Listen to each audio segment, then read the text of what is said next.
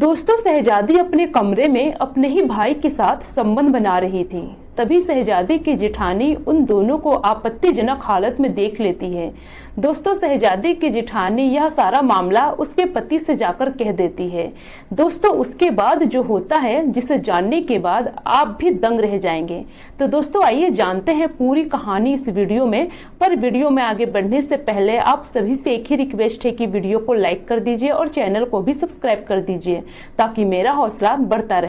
दोस्तों, आज की सच्ची कहानी है पाकिस्तान की। पाकिस्तान की रहने वाली एक लड़की जिसका नाम होता है शहजादी। दोस्तों, शहजादी के घर में उसके अम्मी अब्बू और शहजादी का एक छोटा भाई भी था।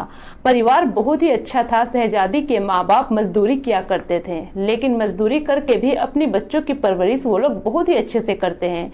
दोस्तों, शहजादी की उम्र लगभग 20 साल की थी, तो 2 साल छोटा उसका भाई था। उसके भाई की उम्र थी लगभग 18 साल। दोस्तों, शहजादी के छोटे भाई का नाम फहीम था और दोनों भाई बहन में काफी मोहब्बत थी। दोस्तों, शहजादी के अम्मी अब्बू सुबह काम पर चले जाते तो वो दोनों शाम को ही घर आया करते और शहजादी की अम्मी सुबह खाना वगैरह सब बना कर जाती थी ताकि उनके बच्चों को बनाना ना पड़े। इधर शहजादी सोकर उठती तो नाश्ता वगैरह करती और फिर रेडी होकर अपने भाई के साथ स्कूल चली जाया करती थी। बस इसी तरह से उन लोगों की जिंदगी अच्छी खासी कट रही थी। घर में किसी चीज की कोई कमी नहीं थी। दोस्तों, इसी तरह से धीरे धीरे वक्त गुजरता चला जाता है। अब एक दिन संडे का दिन होता है, दोपहर का वक्त होता है। जो शहजादी का छोटा भाई होता है फहीम, वो अपने कमरे में कुछ रोमांटिक फिल्म देख रहा होता है। दोस्तों, उसी दौरान शहजादी भी चली जाती है अपने भाई के कमरे में और उसके साथ फिल्म देखने लगती है। दोस्तों, फिल्म देखते देखते जो दोनों भाई बहन थे उसके अंदर कुछ ऐसी हरकतें पैदा होती है जिसके बाद वो दोनों भाई बहन एक दूसरे के साथ संबंध बना लेते हैं, एक दूसरे के साथ अवैध रिश्ते में आ जाते हैं। दोस्तों, जब दोनों भाई बहन एक बार यह रिश्ता बना लेते हैं तो फिर यह रिश्ता उन लोगों का रुकने का नाम ही नहीं लेता। अब दोनों भाई बहन अक्सर घर में फ्री ही रहा करते थे क्योंकि उनके माँ बाप अपने काम में बिजी रहते थे। इस वजह से वो अपने बच्चों पर ज्यादा ध्यान नहीं दे पाते थे और बच्चे भी घर से कहीं नहीं जाते थे खेलने के लिए। वो दोनों घर पे ही रहा करते थे। इस वजह से शहजादी के माँ बाप को कोई तकलीफ नहीं थी। उन लोगों को यही लगता था कि उनके बच्चे कहीं बाहर नहीं जाते हैं, घर पे ही रहते हैं, पढ़ाई लिखाई पे ध्यान देते हैं। इस वजह से शहजादी के माँ बाप उन लोगों को ज्यादा टोक टाक नहीं किया करते थे। और दोस्तों, शहजादी और उसके अपने ही भाई के बीच इस तरह का रिश्ता है यह भी शहजादी के माता पिता को पता नहीं था। दोस्तों, यह रिश्ता लगभग कई सालों तक चलता ही रहता है, लेकिन शहजादी के माता पिता को कभी इसकी भनक तक नहीं लगती है। दोस्तों, इसी तरह से कई साल गुजर जाते हैं। शहजादी की शादी की उम्र हो जाती है। अब शहजादी के माता पिता उसके लिए लड़का देखना शुरू कर देते हैं। दोस्तों, कुछ महीने के छानबीन के बाद शहजादी के लिए उन लोगों को उनके मनपसंद का लड़का मिल जाता है। अब शहजादी का निकाह कर देते हैं वो लोग। शहजादी विदा होकर अपने ससुराल पहुंच जाती है। लेकिन दोस्तों, जो भाई बहन के बीच में जो अवैध संबंध था, यह अवैध संबंध उन दोनों का रुकने का नाम ही नहीं ले रहा था।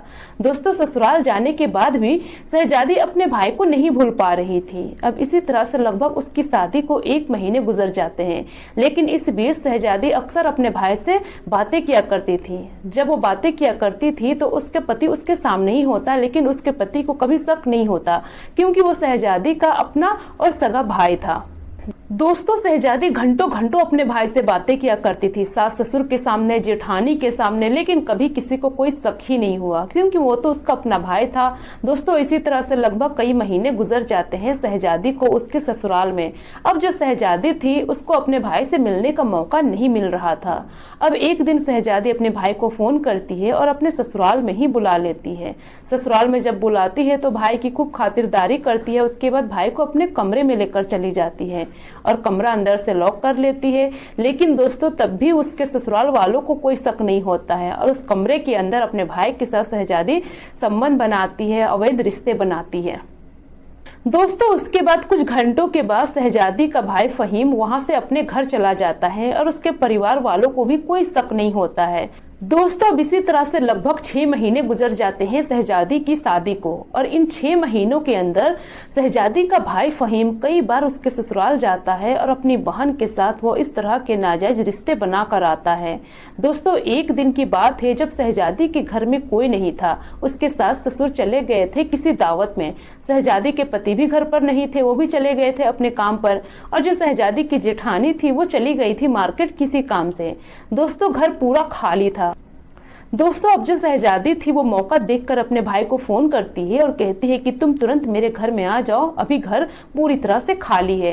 दोस्तों अब जो शहजादी का भाई था फहीम, वो उसी वक्त अपनी गाड़ी निकालता है और अपनी बहन के ससुराल पहुंच जाता है। वहां पहुंचने के बाद दोनों भाई बहन अपने कमरे में जाते हैं और दरवाजा अंदर से लॉक कर लेते हैं। उसके बाद दोनों भाई बहन एक दूसरे पर टूट पड़ते हैं, संबंध बनाने लगते हैं। लेकिन दोस्तों उन लोगों की टाइमिंग उस दिन खराब चल रही थी। दोस्तों अब उसके ठीक आधे घंटे के बाद ही शहजादी की जेठानी घर में आ जाती है। जब वो घर में आती है तो घर पूरी तरह से सन्नाटा था। अब वो शहजादी को इधर उधर देखती है, लेकिन शहजादी कहीं नजर ही नहीं आ रही थी। अब जो उसकी जेठानी थी वो अंदर की ओर जाती है। जैसे वो अंदर की ओर जाती है, शहजादी के कमरे से कुछ अजीबोगरीब आवाजें आ रही थी। दोस्तों अब उस आवाज को सुनकर शहजादी समझ जाती है कि अंदर कुछ तो हो ही रहा है।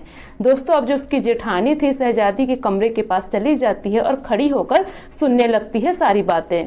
दोस्तों शहजादी की जेठानी को कहीं ना कहीं शक होने लगता है। अब जो उसकी जेठानी थी खिड़की की ओर जाती है और वहां एक छोटा सा छेद होता है। उस छेद से जब अंदर की ओर झांकती है, उसकी जेठानी के पैरों तले जमीन खिसक जाती है।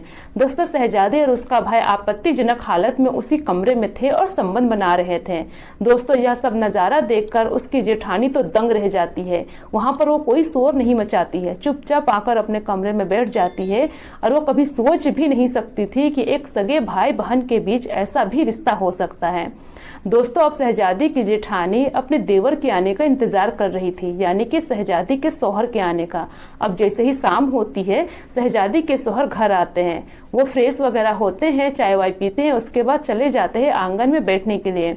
दोस्तों तभी जो शहजादी की जेठानी थी अपने देवर के पास जाती है और वो पूरी सच्चाई अपने देवर को बता देती है।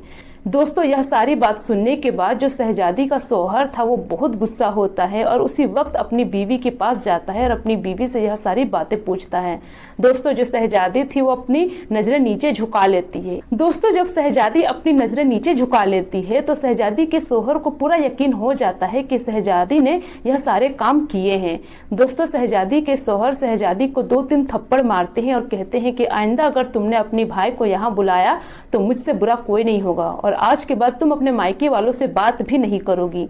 दोस्तों उसी वक्त शहजादी का शौहर उससे उसका फोन ले लेता है और उसके बाद शहजादी के ऊपर बहुत सारी पाबंदियां लगा देता है। दोस्तों अब इस तरह से इस घटना को लगभग 1 हफ्ते गुजर जाते हैं और 1 हफ्ते से शहजादी अपने भाई से बात नहीं की थी। अब एक दिन मौका देखकर शहजादी अपने भाई को कॉल करती है अपनी जेठानी के फोन से और अपने भाई को पूरी बात बताती है और कहती है कि इस तरह से तुम्हारे जीजा ने हम दोनों का बात करना बंद कर दिया है। दोस्तों यह बात सुनकर शहजादी का भाई बहुत गुस्सा करता है और उसी वक्त दोनों भाई बहन मिलकर प्लानिंग बना लेते हैं। शहजादी का भाई कहता है कि अगर आप कहो तो मैं अपने जीजा को रास्ते से हटाने के लिए तैयार हूँ। दोस्तों जब यह बात उसका भाई कहता है तो शहजादी भी हाँ में हाँ मिला देती है। दोस्तों और उसी वक्त शहजादी और उसका भाई प्लान बना लेता है कि जब शहजादी का शौहर काम से घर लौट रहा होगा उसी वक्त उसका काम तमाम कर देना है। दोस्तों एक रात शहजादी का पति काम करके अपने घर लौट रहा था। अब रास्ते में सुनसान जगह पड़ती है। उसी सुनसान जगह में शहजादी का भाई अपने 2-3 दोस्तों के साथ पहले से ही खड़ा था। अब जैसे ही वो देखता है कि उसका जीजा नजदीक आ रहा है, चारों लोग मिलकर उसे घेर लेते हैं और उसी वक्त उसे मारना पीटना शुरू कर देते हैं। दोस्तों खूब मारते हैं। पहले मारने के बाद शहजादी का भाई अपने ही जीजा का गला घोंटकर वहीं पर हत्या कर देता है। दोस्तों हत्या करने के बाद अपने जीजा को वो जंगल में फेंक देता है और वहां से अपने दोस्तों के साथ वो 9-2-11 हो जाता है। दोस्तों उसके बाद शहजादी का भाई अपनी बहन को फोन करता है और फोन करके कहता है कि मैंने अपना काम तमाम कर दिया है, बाकी का तुम संभाल लेना। दोस्तों शहजादी कहती है कि ठीक है, तुम यहाँ की टेंशन मत लो, मैं यहाँ सब संभाल लूंगी। दोस्तों अब रात के 9-10 बज जाते हैं। शहजादी का पति घर नहीं आता है तो उसके माँ बाप काफी परेशान होते हैं।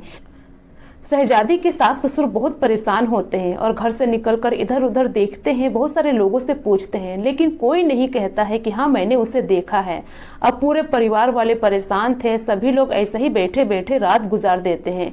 सुबह हो जाती है लेकिन शहजादी के पति का कोई पता ही नहीं होता है। अब उसके माँ बाप तो बहुत परेशान होते हैं।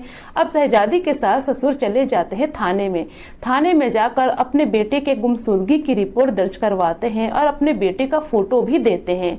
दोस्तों पुलिस वाले उसके माँ बाप को दिलासा देते हैं और कहते हैं कि देखिए माँ जी, आप टेंशन मत लीजिए, हम अपना काम कर रहे हैं। अगर आपके बेटे का कोई भी पता चलता है तो मैं आपको कॉल जरूर करूंगा। दोस्तों उसके बाद शहजादी के सास ससुर अपने घर आ जाते हैं। दोस्तों 1 घंटे के बाद एक आदमी थाने में कॉल करता है और कॉल करके कहता है कि साहब, पास कहीं गांव का जो जंगल है वहां एक लाश पड़ी हुई है, आप जल्द से जल्द यहां आ जाइए। दोस्तों पुलिस वाले सूचना के मुताबिक उसी जगह पर पहुंचते हैं अपनी टीम के साथ। जब पुलिस वाले लाश को देखते हैं तो पुलिस वाले उसे पहचान लेते हैं। जब फोटो से मिलाते हैं तो वही डेड बॉडी होती है जिसकी गुमशुदगी की रिपोर्ट सुबह दर्ज कराई गई थी। दोस्तों पुलिस वाले उसी वक्त शहजादी के सास ससुर को फोन करते हैं और कहते हैं कि आपके बेटे की डेड बॉडी मिली है, आप तुरंत थाने में आ जाइए। दोस्तों उसके बाद पुलिस वाले डेड बॉडी को वहां से उठाते हैं और थाने लेकर आते हैं। जब शहजादी के सास ससुर अपने बेटे को देखते हैं तो वहीं पर फूट फूट कर रोने लगते हैं। दोस्तों और पुलिस वाले शहजादी के सास ससुर को दिलासा देते हैं और कहते हैं कि माँ जी आप रोइए मत, आपके बेटे के साथ जिसने भी ऐसा काम किया है उसे मैं नहीं छोड़ूंगा, सजा दिला कर ही रहूंगा। दोस्तों उसके बाद पुलिस वाले उसकी डेड बॉडी को पोस्टमार्टम के लिए भेज देते हैं और पुलिस वाले शहजादी के ससुराल पहुंचते हैं। वहां पहुंचने के बाद सभी परिवार के लोगों से पूछताछ करते हैं। शहजादी के सास ससुर से पूछताछ करते हैं और कहते हैं कि आपके बेटे का किसी से कोई दुश्मनी था क्या, या फिर किसी से कोई झगड़ा वगैरह।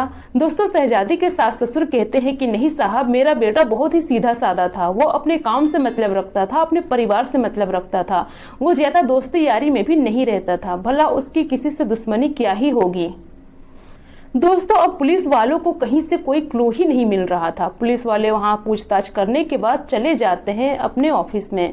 दोस्तों ठीक उसके आधे घंटे के बाद ही जो शहजादी की जेठानी थी वो थाने पहुंचती है और थाने पहुंचने के बाद वो अपनी देवरानी की सारी हरकतों के बारे में पुलिस को बताती है और कहती है कि साहब मुझे लगता है कि मेरे देवर की बीवी ने ही अपने पति की हत्या करवाई है, क्योंकि बहुत पहले से उसका अपने ही भाई के साथ अवैध संबंध चल रहा था और इस बारे में उसके पति को पता चल गया था। दोस्तों जब पुलिस वाले यह राज जानते हैं तो पुलिस वालों के भी पैरों तले जमीन खिसक जाती है।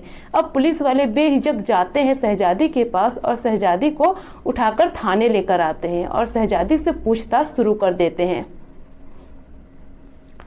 दोस्तों जब थाने लाने के बाद शहजादी से पूछताछ किया जाता है तो शहजादी निडर होकर जवाब दे रही थी, उसके मन में कोई डर ही नहीं था। लेकिन जब पुलिस वाले अपना तरीका अपनाते हैं तो शहजादी अपना जुर्म कबूल कर लेती है और पूरी सच्चाई बताती है कि किस तरह से उसके शौहर को मारा गया है और किसने मारा है।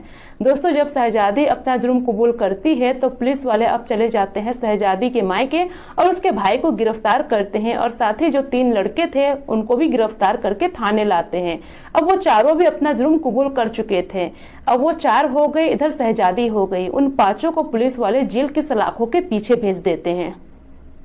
तो दोस्तों ये रही पूरी कहानी आप लोगों के सामने। इस कहानी के ऊपर आप लोगों की क्या राय है, अपने अपनी राय कमेंट सेक्शन में जरूर दीजिए। दोस्तों इस घटनाक्रम को सुनाने का उद्देश्य किसी की भी भावनाओं को ठेस पहुंचाना नहीं है, बल्कि समाज को सतर्क करना है, जागरूक करना है, ताकि आप अपना और अपने फैमिली का ख्याल रख सकें।